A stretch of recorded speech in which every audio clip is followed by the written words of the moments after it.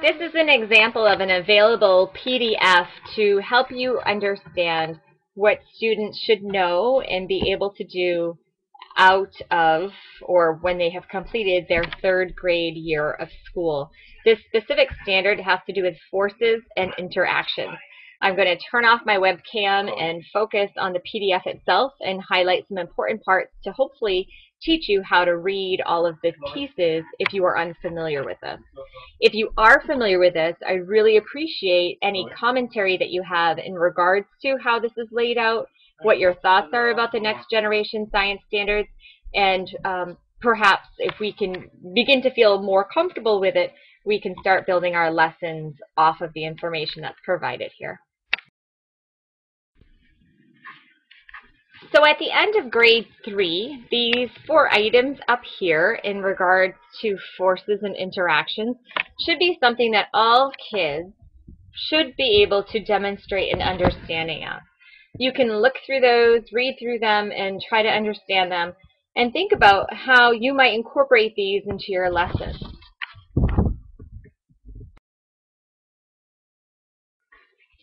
Now we are looking at science and engineering practices. There are, I believe, 8 of them that as educators we can work with all of our students to be able to build a foundation of their science and engineering skills. So engineering meaning finding ways of being creative to solve various problems. And then of course science is very much carrying out investigations.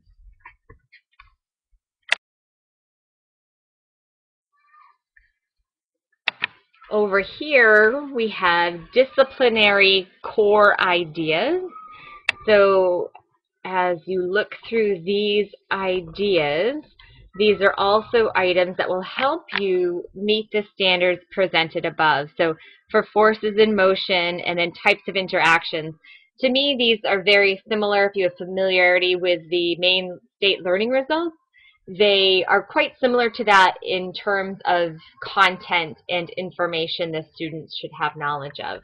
And finally, on the right-hand side over here are cross-cutting concepts.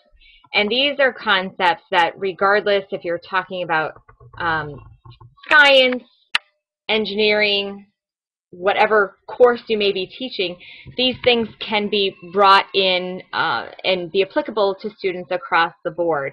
Patterns, cause and effect, you can look at that in math class, you can look at that perhaps in a social science or a social studies class, literacy class or reading class. So these foundational skills will help students as they progress through schooling. Then finally, at the bottom of the page, we have our Common Core and literacy standards that we want to look at because, again, no matter what you're teaching, we all know that it's really important for students to be able to read, comprehend, and understand that information in the English language arts. So I encourage you all to take a moment to go to the Next Generation Science Standards website, identify the different key components for the grade level in which you're at. So if what they need to be able to know and do by grade 3, I would pull that up. I believe there's also one for grade 5, and then in the middle school, and then of course in high school. So become familiar with this information, and it will help you in developing what you need to be able to know and do for your students when you're writing up your lessons for next school year. Just looking at these standards, I'm impressed by how rich they are, and they're gorgeous. Um, However, I come from a school that is on the NCLB naughty list, and we are assessed only in math and reading. So we are mandated by our administration to teach so much of literacy and math that our science curriculum is forced off into the side. Um, when I look at the overlap on the math and the literacy at the bottom, I think that is how um, we're going to be able to sneak this stuff in. And it's so sad that that's the kind of attitude we have to have, that we have to sneak it in. But until we are mandated by federal law to be assessed on our students' science performance, my administration will not support the rich instruction of science that we need.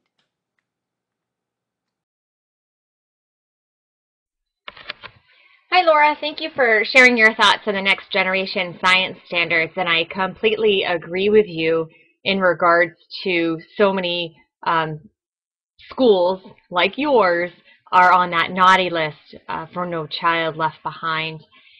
The important thing that you also pointed out was how easily the PDF shows the connection with literacy as well as mathematics, that the more administrators and educators become familiar with this, the easier it is to integrate mathematics and literacy into science. And what better way for students to grasp these concepts than to apply that knowledge to real life situations. I think that's the really exciting part about science, is that, you know, they are able to make those concrete connections along the way that takes what they're doing out of textbooks or out of writing. So again, thank you for your feedback. I think next generation science standards are not going away, and I really want to commend you in particular for being here and learning more about it, and then hopefully you'll be able to take this knowledge back to your district and back to your school and really advocate for the fact that science doesn't have to be scary. We can still meet those literacy and mathematics requirements along the way, and we can get our students to be better thinkers learning these skills earlier on.